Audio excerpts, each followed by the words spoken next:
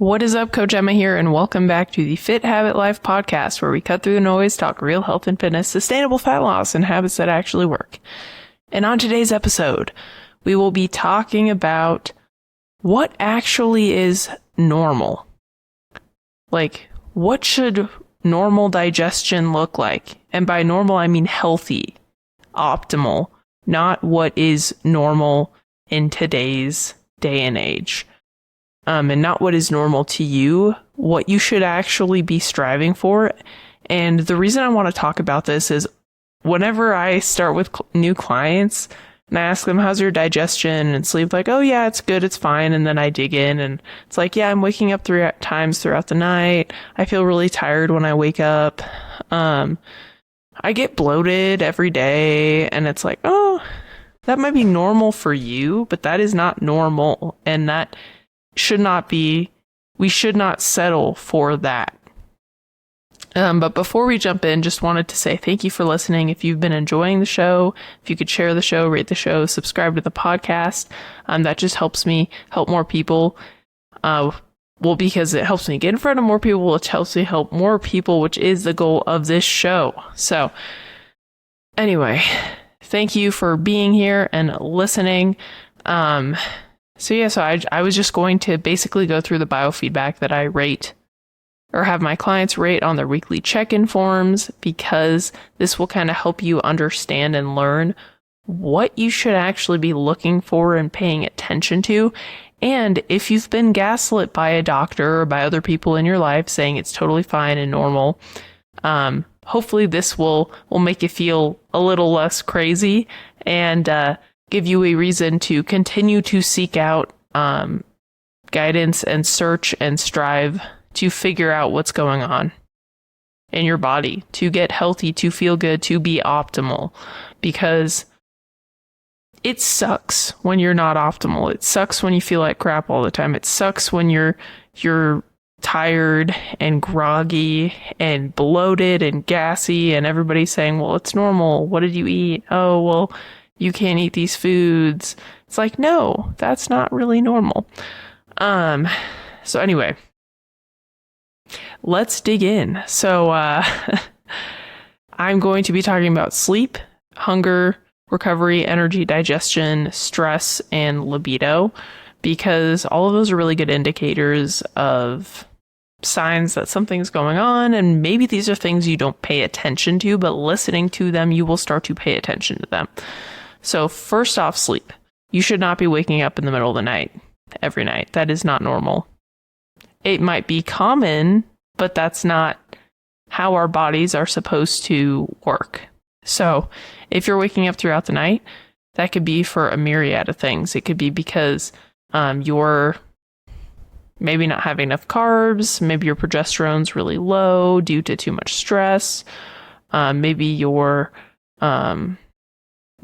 not actually, maybe you have an obstructed airway. Maybe you have sleep apnea. Maybe you have a deviated septum. Maybe you have allergies in the summer, which causes your nose to clog up and wake you up. Maybe you're super stressed and you're waking up in the middle of the night with thoughts racing. This has happened to me many times. The low progesterone has happened to me this past year because of the mold. Well, the mold on top of being in a diet when I didn't know I was having mold exposure. Yeah.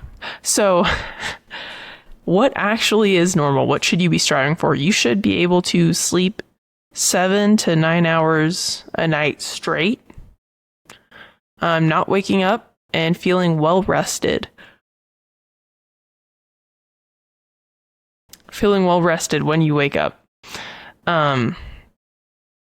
And if you feel exhausted when you wake up, that might not be a sleep problem. That might be another problem. And I've talked about my husband a lot. He's been on here. He's talked about his story, but he feels exhausted every morning when he wakes up. And it's not because he's not getting good quality sleep. It's because his body is working overtime, trying to detoxify all the crap and toxins and mold that's in his body.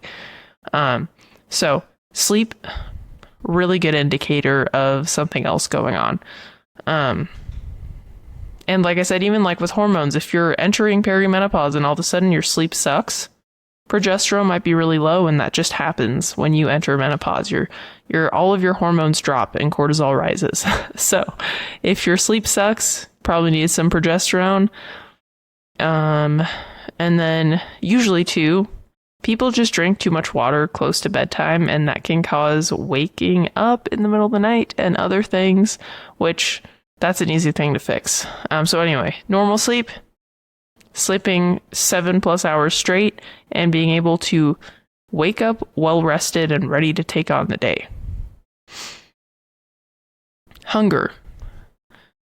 And if sleep changes and you're in a bulk or you're in a deficit, that is a sign to get out of them. If your sleep all of a sudden sucks, get out of whatever body composition change you're in and go back to maintenance and let your body recover and get restful sleep.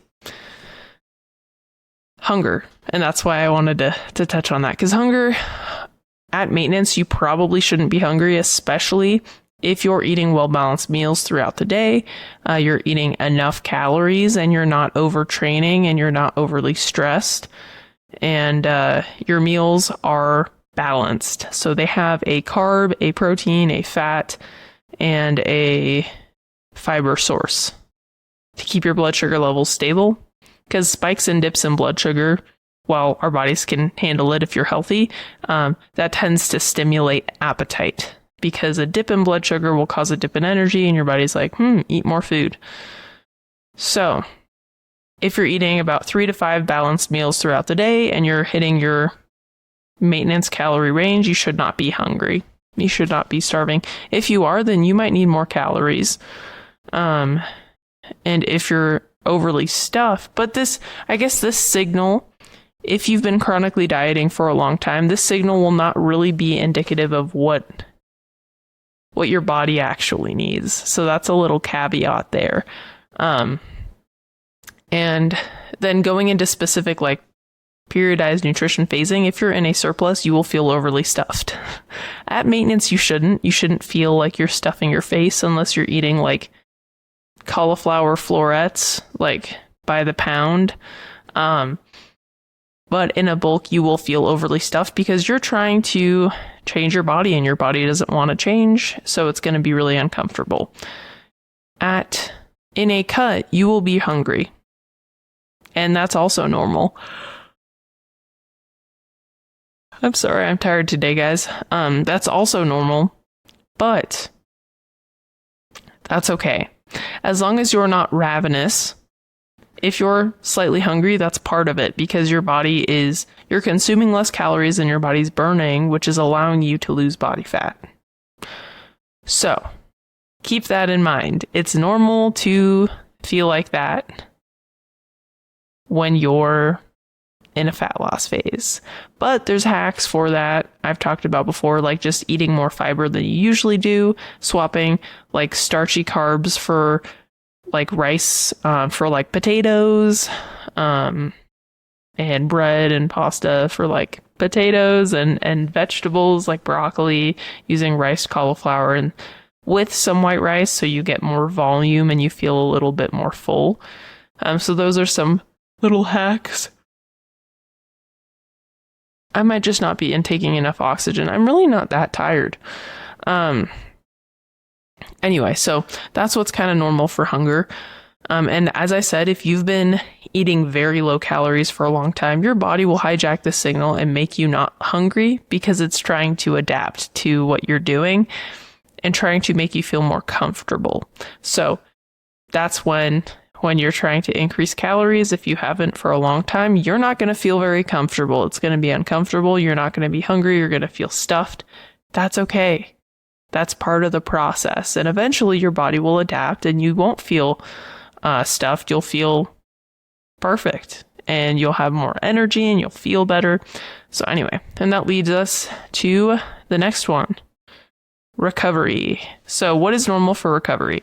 If you're training and you're doing a new training program, you will probably be a little sore for the first week or two, maybe a couple days after. But if you're overly sore to where you can't sit down, you can't go to the bathroom, I've been there, you can't walk I think I talked about this when I went on that hike and I just didn't have any water or food. And it was like 8 miles with 2,700 feet, almost 3,000 feet of elevation gain and like 4 miles uphill. It was 8 mile total. I was sore for over a week. That's because I wasn't prepared and I didn't plan and I didn't have food. So that was my fault, right? That was an indicator that something's off. But normal recovery, 1 to 2 days. If you're sore all the time, red flag, nutrition, sleep, stress, training volume, probably too high. There's something else going on because that is not normal and you should not settle for that. That's a key indicator that you need to change something. But if you're never sore, you might not be pushing the intensity enough. You will be a little bit sore if you're training and you're training intensely. It's just part of the process. But again, if it hurts to do normal things, that means you pushed it way too far. Energy. So natural cycle of energy. There should be a little bit of a spike in the morning, and as the day goes on, that energy should slowly drop down until it's bedtime and you're ready to just pass out and go to sleep. But there's a lot of people that have dysregulated energy pattern because their cortisol rhythm is dysregulated for Lord knows what. It could be a whole slew of different things. My husband has that. That's because he's moldy. It's a little bit better now that we're married and he's living with me, and he kind of sticks to my routine for the most part.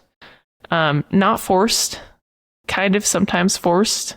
He gets still a spike of energy in the evenings, and I'm like, it's bedtime. It's time for us to go to sleep. And he's not always on board, but he does it anyway.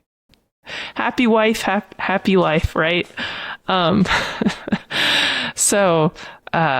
Yeah, you should slowly over the course of the day get tired. You shouldn't have an energy dip in the afternoon. That could be a key indicator of just training too high of intensity, not enough fuel, not enough recovery.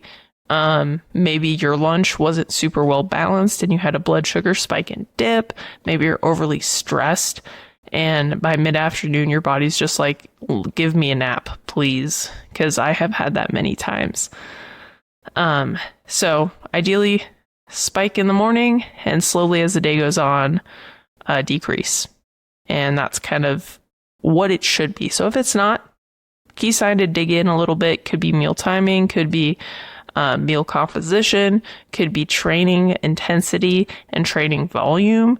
It could be a hormonal issue that could be caused from being moldy. Could be a GI issue, gut health issue that could just have been stemmed from who knows what. And the cool part about these biofeedbacks is when you're measuring them all together, it kind of helps you better pinpoint what the problem could be. So anyway, digestion is next. So what is normal digestion? If you're eating between probably, I'd say 1,800 to almost 3,000 calories a day, you should have 1 to 2 bowel movements a day, every single day. And they should be, look up the Bristol stool chart. I guess I can describe it, but but your stool should be like a log shaped form. It shouldn't be urgent. It should be, complete. Most of the food should be broken down to where you can't identify whole food pieces in there. And, so 3 or 4 on the Bristol stool chart.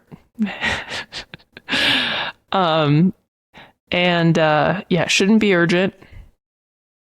Your body's natural circadian rhythm also affects your digestion. So, which is why when you travel, a lot of women, we travel, we have a lot of digestive issues I do. I get really backed up.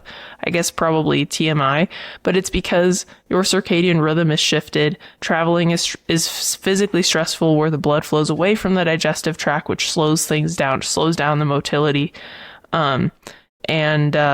Usually being in a different environment can be challenging to go to the bathroom too. But anyway, digestion.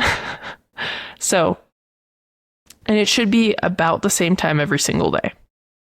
Because, like I said, like normal circadian rhythm. And if it's not, that's a key indicator that could be something else going on. Usually it's a stress thing for like bowel movement timing or a food thing for urgency. But if you have mold toxicity or something like that, that can affect and hijack your whole system to where that looks very different, even if foods haven't changed, which is very crazy. But that's a good indicator. If you haven't changed food, stress levels are the same, and all of a sudden you're having weird digestive issues, could be some other stealth infection going on. I feel like that one's pretty straightforward. But if you're, I will say, if you're in a bulk and you're eating a surplus of calories and you're a big dude who can eat like 3,500 calories a day, you're probably going to have 2 to 3 bowel movements a day. If you're an athlete eating closer to 4,000 plus calories, you will have multiple bowel movements throughout the day, and that's normal because you're eating way more food than most people do, and that's okay. In a cut, you might have less bowel movements because you're eating less food, and that's also normal and okay.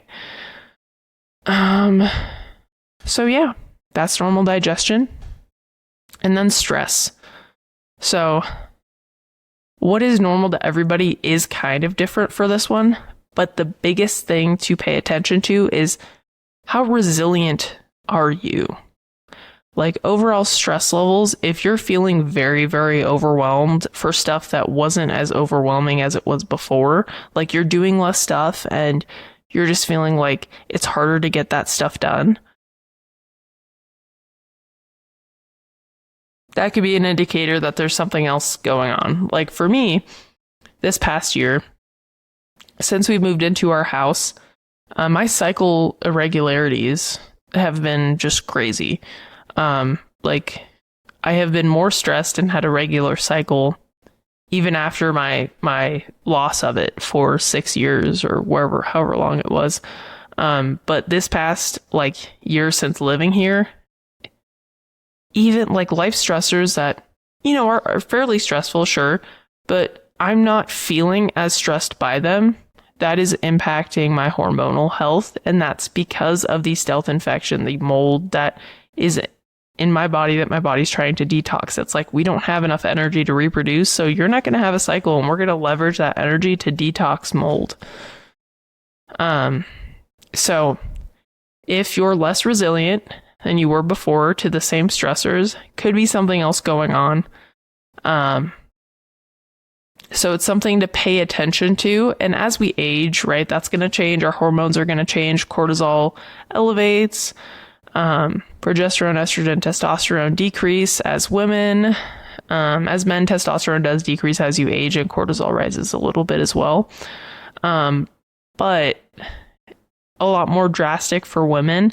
So that will change. But the cool thing is you can improve your resiliency by training, by eating primarily whole foods diet, improving your body composition, and just having more better stress management techniques and having better sleep quality, prioritizing yourself and saying no to things and giving yourself rest, which kind of being more proactive about stress management.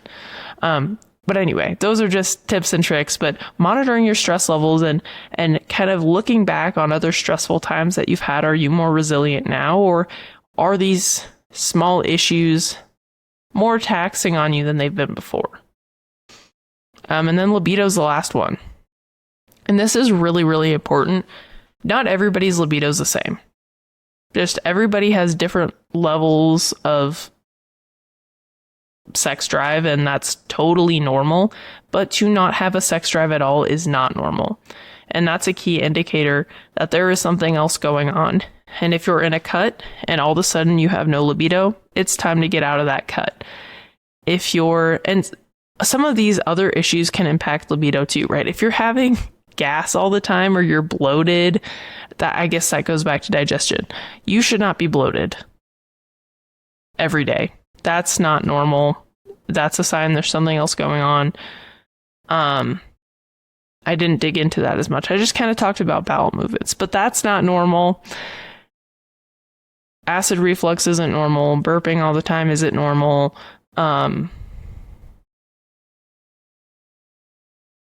Yeah, so that's not normal.